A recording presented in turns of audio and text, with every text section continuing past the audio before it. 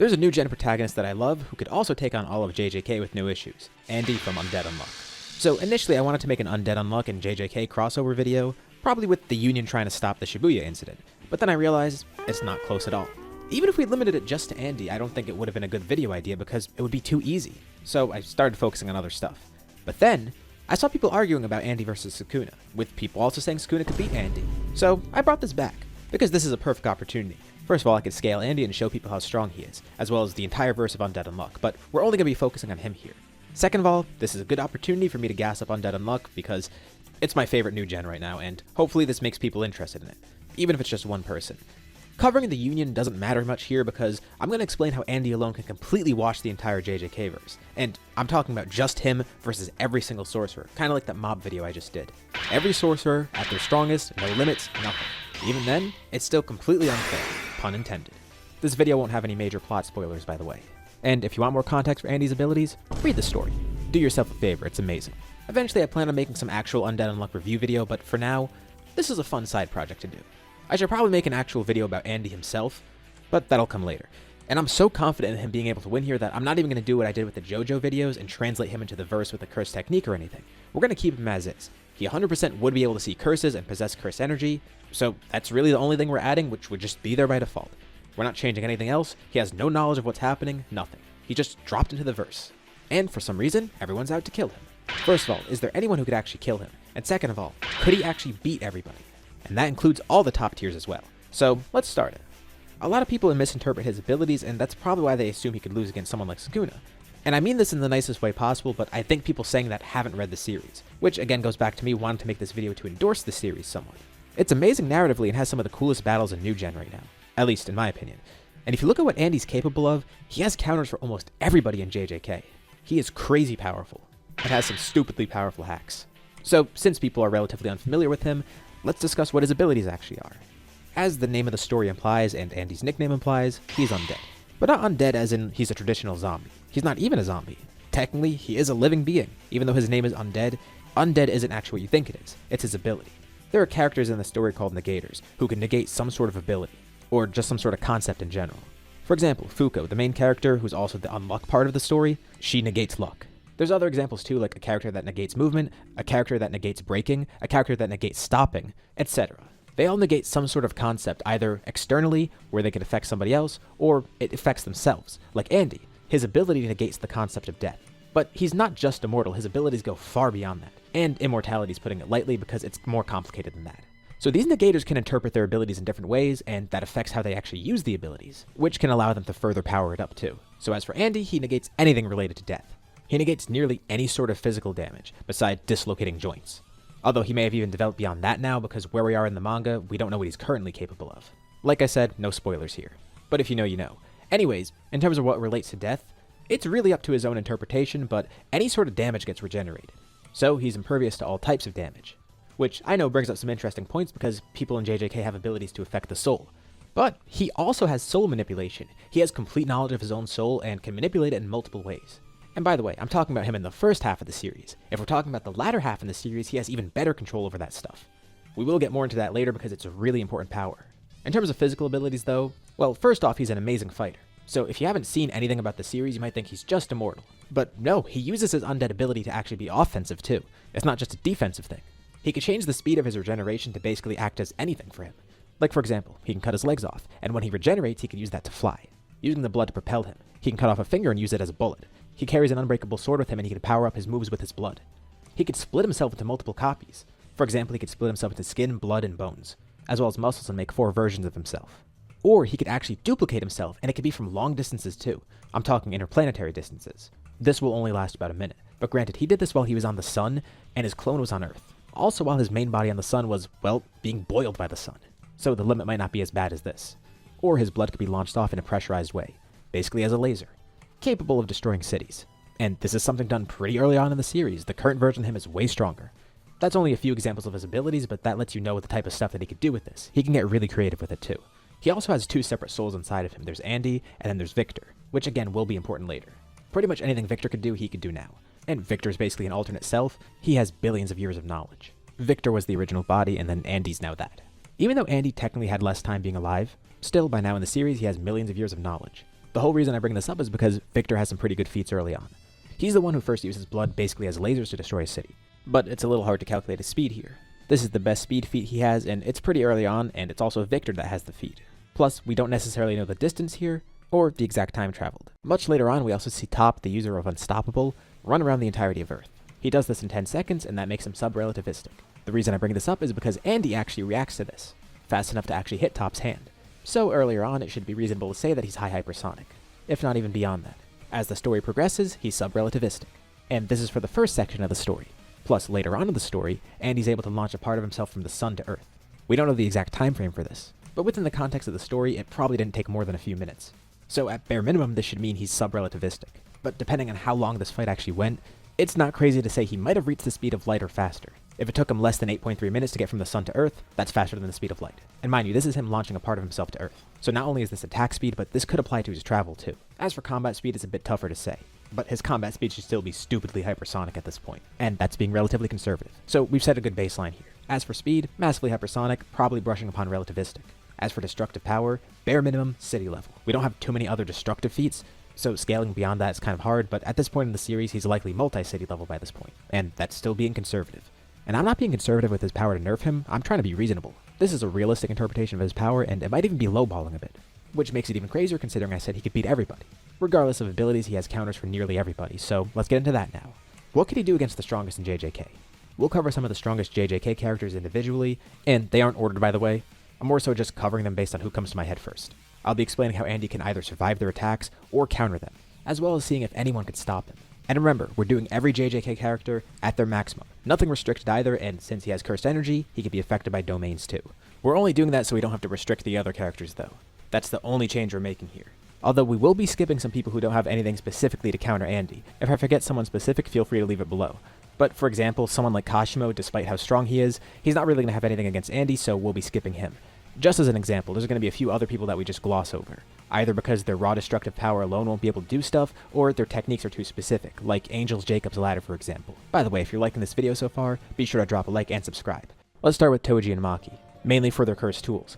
Physically, they can't counter Andy at all, but the split soul katana might be able to actually do something. At least with this one, it actually attacks the soul, but even then, it's just attacking the soul. It's not an instant kill button, especially for Andy whose whole thing is negating death. He's faced way worse attacks and he's come out on top, and this was in the first half of the series that I'm talking about. Since I'm avoiding spoilers, I can't get into anything too specific, but if you know he's way stronger in the second half of the series. It's not really going to do anything against him even if they are attacking the soul. Even early on in the series, he has some level of soul manipulation, as well as regeneration for it, so he can counter that. Pretty early on in the series, he learns to put parts of his soul into other parts of himself and then launch it off, and then regenerates that part of the soul. And after one attack, he'll see what the weapon's capable of.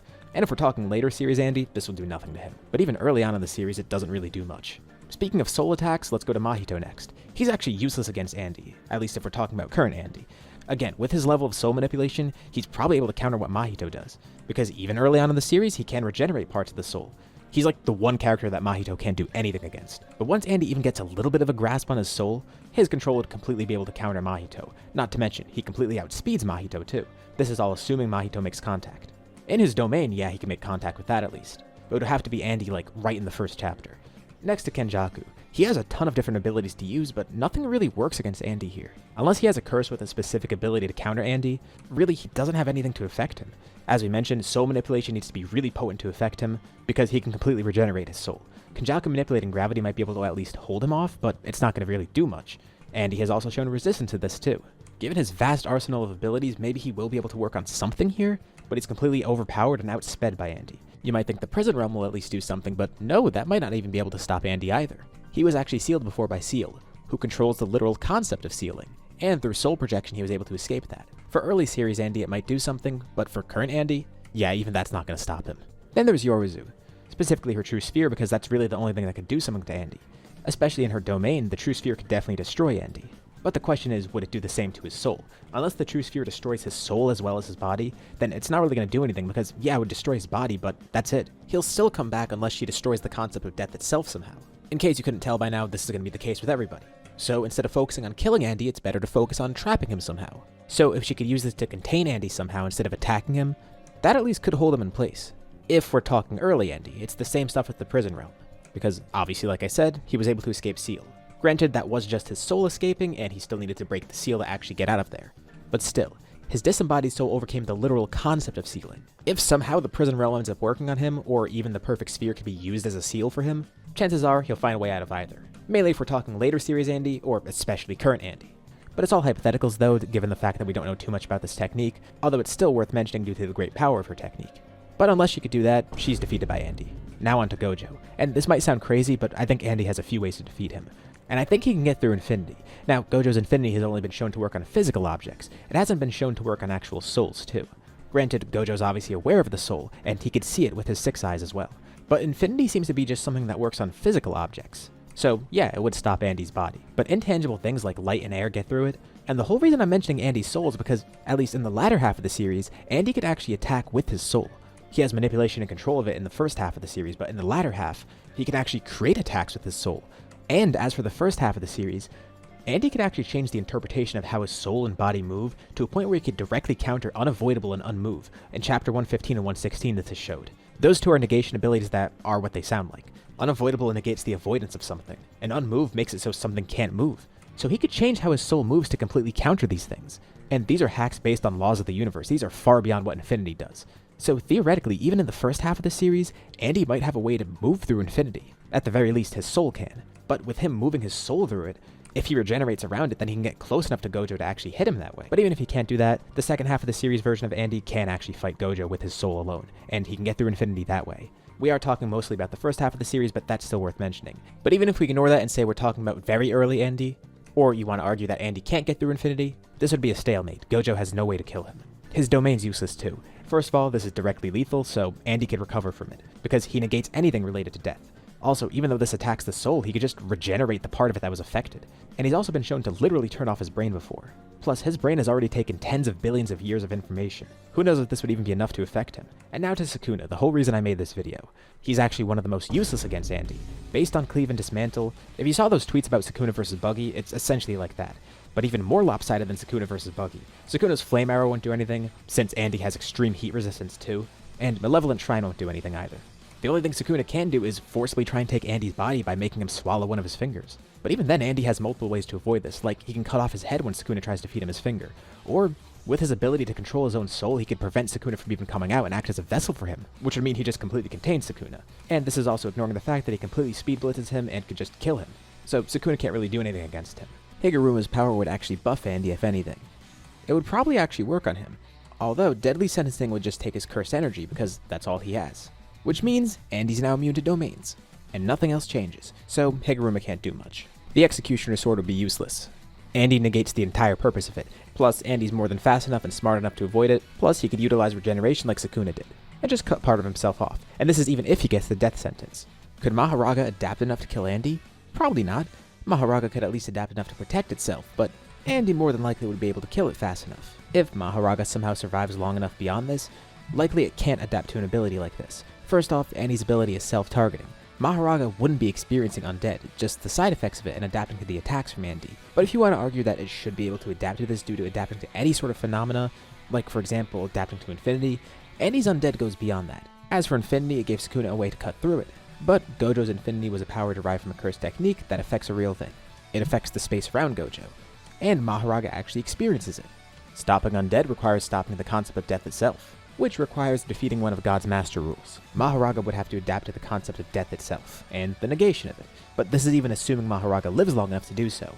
At best, Mahoraga could stalemate or seal Andy, because again, the best way to stop him is to seal him. But more likely than not, even if it can adapt somehow, it's much more likely that Andy would kill it so quickly that it can't adapt. Although it is interesting to think that maybe it could adapt to that level. The big issue is the time that it takes to get there, the complexity of actually adapting to this, and the fact that Andy could change his abilities, since the effects of his negation are up to his interpretation. So there's even a chance that Andy out-adapts Mahoraga, which is kinda crazy to think about.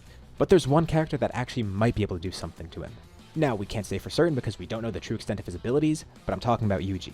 He directly can't attack the soul like Mahito, but his ability seems to be different. At the time of recording, it's explained as a soul-sucking ability, even able to affect Sukuna's control over Megumi's body. If this ability could actually contain one soul, he would be the only person able to defeat Andy here.